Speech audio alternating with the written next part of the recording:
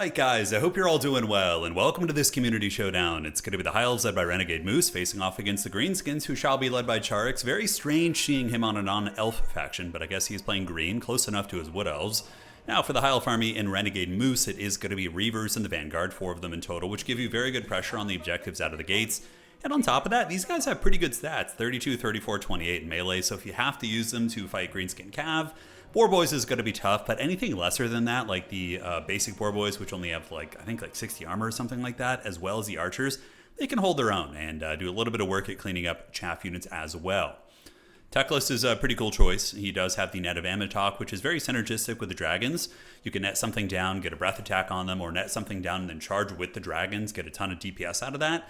Or you can use Regrowth, of course, to keep those guys topped off. So I do like the TECLIS choice. A couple Archers in the back, Lothar and Seaguard, and a Star Dragon as well. For the build here, the Greenskins and Charix, going to be fairly meta. You know, most Greenskin builds, if you really want to be sweaty, are just super wide with Orc Boys and a little bit of Goblin chaff in the front, backed up by like a million Air Boys. And then, you know, all your crappy units like your Goblins and your Orc Boys are going to be getting big force multiplying effects when you pop the Wog, get going that way, and it generates a lot of value. It's very similar to that kind of old school style of play we saw before the nerfs, when you'd see people go super wide with Lore of Life. Then you get the Lore of Life passive, you get a bunch of healing across all the units, and you live your best life, so not bad at all. So Goblins preparing to advance up. Here comes the Moon Dragon. Maybe going to be looking for a breath attack here. We're going to have to see. Does TECLIS have Fiery Convocation? He does not, but here comes the first Moon Dragon. And in the back, it's going to be Morgreb's Mangy Marauders, which is a good choice. They do, of course, have armor-piercing missiles, can punch through some of the armored hide of the dragons here, but out of the gates, not a bad engagement for the Elves, as they have been able to tear up a little bit of the Orc positions, but these Morgrebs, as well as these cross-firing Archers here, so the Savage Orc Arrow Boy here and these Orc Arrow Boys here, immediately getting some good value back for your boy Charix. So a nice little exchange between those two players, and after all is said and done, probably a little bit better for the Greenskins. Very lucky for the Elves, by the way, that it's not a Goblin Lord. If that had been a Goblin Lord with Rampage, man, that Star Dragon would be rampaged and basically would be dead. Stone Troll's on their way in, though, but again, he probably wouldn't have charged the Star Dragon in if he had thought it was a Goblin Lord, so, you know, obviously that's something to consider. But the Greenskins look to be going for a triple cap right here, guys. They're moving up, going balls deep, and it makes sense. If you're playing against somebody who's using a very elite monster build, you typically want to triple cap and press them to make sure they suffer for their elite build. Otherwise, if you just let them value trade with a bunch of cost-effective single entities and you don't punish them on the objectives, it's going to be rough. So it does look like the High Elves are very much heading up for a game of defensive value trading. They have a lot of Archers, very deep set, right? So the Greenskins may be going to be baited into engaging back here, where the High Elves can call out Cav and really get good cost-effective terror routes, and then try and push the Greenskins off in the later stages of the game. So Seaguard setting up shop, Company of Calendarian going to be sitting back here, and it looks like the Elves going to be trying to stabilize their back objective, which is very smart. And this is the other side of the coin. If you're the one playing the elite build, you want to do everything in your power to at least hold one objective. So this map, I would say, is a map that's good for elite builds because you have a safe home objective. So see what I'm saying about Reavers? Pretty effective at running into Goblins who are not braced here. They'll also fight the Orc Boys well. Dragons are in the mix here, and we do see Charix moving up with a bunch of Archers. So the High Elves Archer line is going. We do see Sisters of Avalorn in the back, as well as the Talons of Torquilada, but they're shooting into shielded Orc Boys, which doesn't feel great for them. So the Star Dragon is going to be very necessary, and now we're going to be seeing, you know, Light Cav called out to try and screen out the Goblins, as well as the Orc Boys. So High Elves have been able to hold on to their back point for now, but it looks like the Greenskins are getting some momentum on it, as the Goblin Spears, trading very cost-effectively, by the way, into all of these Light Cav units. They do have a little anti-large bonus of 9, so pretty significant, actually. So, prison shanking there, the objective in the process of flipping. And the High Elves, ooh, I see Grom the Punch dying right here. Yeah, he's moving in, he's about to get netted down, but Lucky Banner activated from Charix, which is a very good response, but is going to be painful. Now, is there going to be a breath attack? Oh, Grom the Punch getting roasted by the Star Dragon and Sisters of Avalorn, and that is with the Lucky Banner active, by the way. Another breath attack, dude, super awesome. I love plays like that, man. And now there's going to be some Elvish Fury coming in here. And this is one way to cut the head off the snake. Greenskins are a faction that really struggle without their Lord also. God damn, he just got baptized, dude. Holy shit. And he's going to be running away and shattering. So Grom is off the battlefield, but this game is far from over, guys. Charix, of course, champion level player here, and does have his opponent pinned back. But if Grom the Punch runs off the battlefield, you better hope Grom takes some sweet time to run. There is going to be a big leadership break across the Greenskin army, and we could start to see some mass routes with the two dragons being in play. Now, Stone Trolls are a pretty solid unit, but they do get terror routed by the dragon here. A Fist of Gork was quite nice, and it led to some damage on the Star Dragon. The Air Boys unleashing a unholy salvo of fire here into the Sisters of Avalorn, as Grom the Punch does get Shadow Realmed and is going to be sprinting back. Boar Boy Colin is on its way up. Meanwhile, the High Elves have a big cavalry corps over here on the west side of the battlefield, It looks like they're going to be trying to collapse the flank, or honestly, they could even go around the outside and try and take the home objective of the Greenskins, but that's very risky because honestly, one Boarboy Biggin would pretty much screen out and be able to punish most of these units. Now, Dragons fighting, getting the regrowth from TECLIS is quite good. Orc Airboys, though, putting in a ton of work, and the Sisters of Avalorn getting melted. We do see Charix even maintaining a valued lead despite having his Lord Karate chops. And Grom's about to run off the battlefield, so let's go ahead and look around for leadership and see. Greenskins are not under any heavy duress anywhere, but here we do see the Savage Orc Airboys suffering from the -16 penalty, and the Elven Cav now getting a good flank, charging a lot of the Greenskins from behind, and we could see a mass rout right now as the Elven Light Cav does surge their way into the Greenskin lines.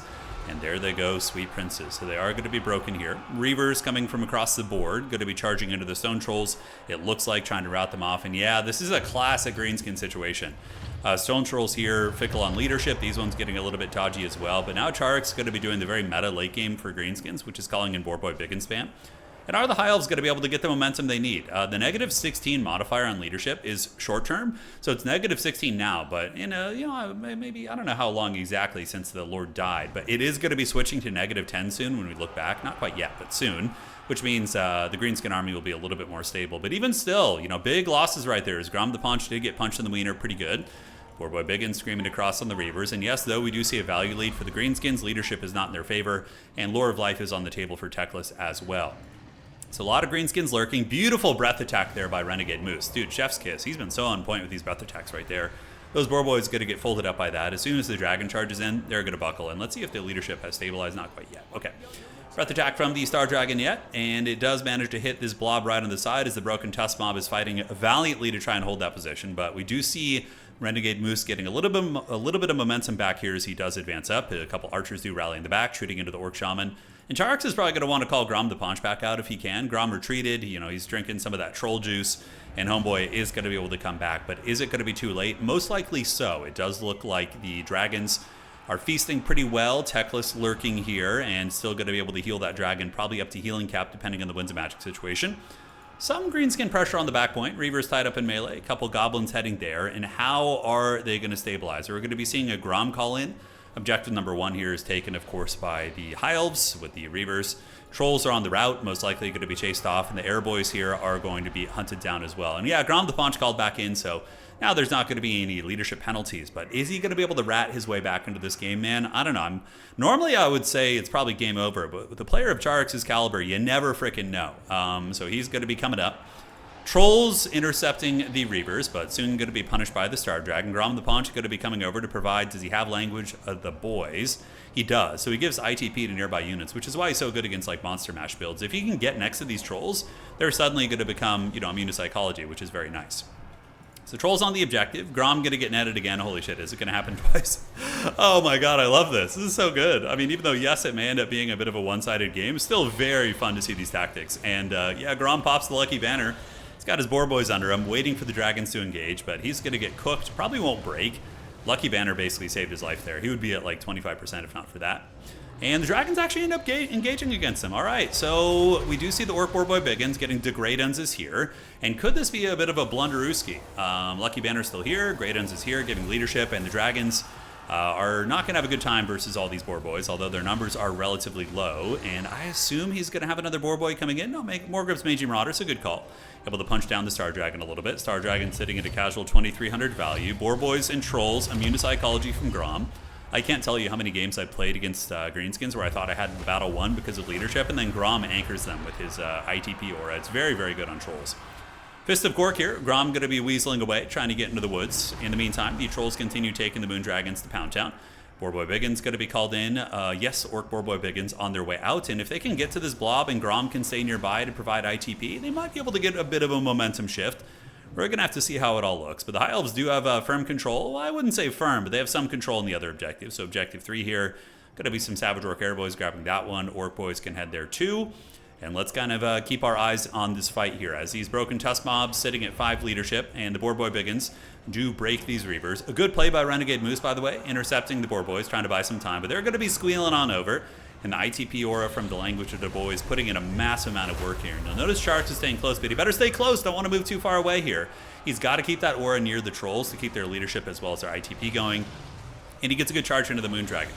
More groups of Magi Marauders unleashing on them as more Stone Trolls do return. And suddenly we see something that could turn into a bit of a game here, as Charix is outvalue trading the High Elves here super hard. Although the High Elves do have the objective advantage, they were able to secure their back point, moving in some Lothern Sea Guard, a couple archers in the back rallying. May make a bit of a difference. But Stone Trolls, like I said, with the ITP aura, putting in a lot of work. Orge Shaman here getting hunted, and Grom is going to be trying to face off with the Star Dragon. Certainly not what he had on the menu here, but the Great Uns is here, and Fist of Gork as well, but that Moon Dragon getting her done. Coming into the back, more Boar Boy Biggins, and that is something High Elves do struggle with. I mean, Spearmen can fight them, but like the High Elves usually lose the mobility fight against Greenskins pretty hard because of Boar Boy Biggins. Fireborn are a bit of an exception. They, of course, can do some huge work, so oftentimes you'll see like a Fireborn being supported by Lore of Life, and it can do some work. So one dragon is offline, so we see the Moon Dragon going down. Boar Boy Biggins are going to be tearing it up right here. And Stone Trolls are making good progress through these white lines of Crates, or these war lines, as well as the other Narnia lines here as well. So Objective 2 going to be retaken by the Greenskins most likely. Now we have a game on our hands, ladies and gentlemen. A game that looked 100% over a minute ago suddenly meets back on the menu. Grom the Paunch's ITP aura really carrying, and it looks like the line's going to be broken. He's going to need to get his objective back, stop the bleeding. And the High Elves are probably going to start playing an objective-based game. Okay, I really like this. Fireborn are something that can actually contest this mobility. Like head-to-head Fireborn, especially if you get a regrowth on them, will probably dominate any Greenskin Cav unit. By dominate, I mean they'll take some damage, but they'll be able to trade well. Also, really good counter against Trolls, so this is a good closer unit. Very good decision-making here by Renegade Moose to have those guys in the build and to also call them in. So Charik's going to move up and try and reclaim his objective. He's regrouping here, and there he goes. So he regroups on Objective 2. And it does start to flip. Granted, those Trolls are eating some arrows, man. Sisters of Avalorn, Talons of Torquilade, even though there's not many of them, they're still doing a little bit of work there. Here on the side, Morgrim's Magi Marauders trying to put a little bit of poke down to those units. Goblin Spears moving forward, and now we get some chaff units arriving in to try and help. One Troll unit getting broken by the fire arrows, and the Star Dragon thinking about charging into Grom the Paunch again.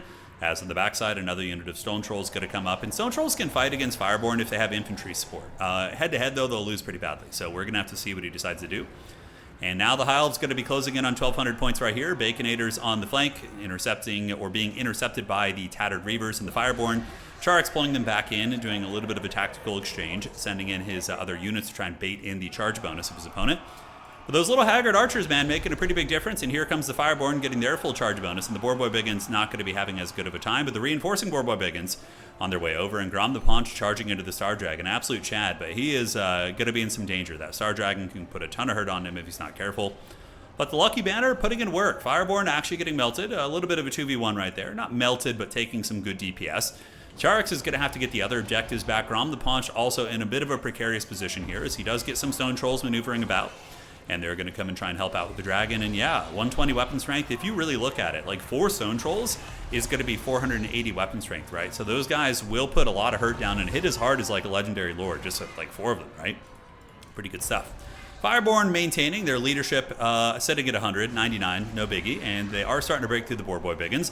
Grom the Paunch making his last stand, but it looks like the High Elves are kind of reclaiming the upper hand in this fight, with the Fireborn coming in, mitigating the mobility threat, and Grom the Paunch being bullied by the Star Dragon a little bit. Even the nerd TECLIS getting in with his pencil protector, trying to take down Grom, and Grom is looking a little bit worse for wear, guys. All right, looking around, Boar Boy Biggins going to be trying to get a big surround here, but the forces of the Greenskins are going to need to get another objective too. Like, even if they do eventually win this fight, they're losing out on points pretty good. So the Great Uns is here. Grom the Paunch sitting at 900 HP. He has a little bit of support from some Goblin Spears, which are prison shanking that dragon down, so he is being shanked slowly. 1328 in terms of HP. And the High Elves sending in a Reaver just to try and help break open the fight a little bit, maybe break some of the Greenskin leadership and or get on Grom the Paunch. Backside more Reavers, and I don't think that the Greenskins are going to be able to get the objectives back quick enough. Even if the value trading does start to go in their favor, it doesn't look like it is. Grom is broken, the Star Dragon's broken, TECLIS a little bit beat up here, but yeah, with Grom potentially running off, oh yeah, dude, 65 freaking HP. I guess, of course, he regenerates, but with him running off the battlefield, I think that's going to be the end of the road, and that is a GG well played. Really fun match. I mean, obviously incredibly one-sided in the beginning, but it kind of looked like there could be a bit of a comeback there. Just a testament to Charix's skill. But man, Renegade Moose played a super good game. Those nets were on point, those breath attacks, that's all pretty heavy micro stuff, right? Getting them in position, planning that, 3,800 value on one Star Dragon, 2,100 on the other one. And overall, just a really fun game. A little bit of back and forth there. Cool to see Trolls as well with Language of the Boys. I've always liked that combo. It's pretty strong. But overall, GG, well played. Hope you guys enjoyed that one, and we will see you all on the other side.